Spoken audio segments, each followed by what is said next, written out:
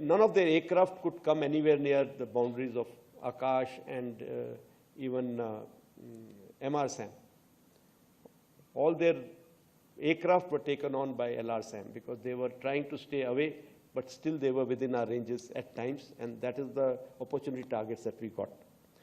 As far as our offensive was concerned, so that night we held no hold bar, we didn't have any hold bar, and we decided that we will go attack at Pan front, we will stretch his resources, and the idea was once again not to attack one particular airfield and decimate that airfield. Idea was to give him that feeling or give him that indication that, look, we can attack you deep inside at will wherever we want to.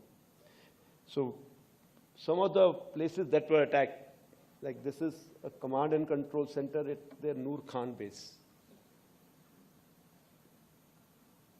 This is the after attack, and this is before attack. Rahim Yar Khan base. This is based on specific intelligence. We had taken a call that here we have to attack the airfield. So the airfield was attacked, and their building, the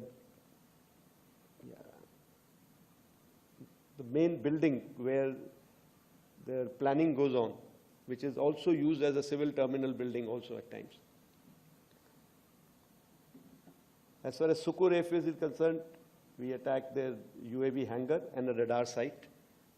You have the visuals available here. This is the hangar which has been flattened, and this is the radar site which is before and after.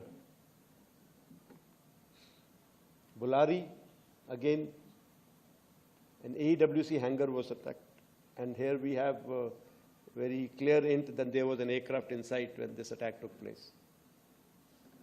Sargodha, we've grown up in our Air Force, dreaming about days like this. Someday we'll get a chance to go there. And so it just so happens that I got my chance just before I retired.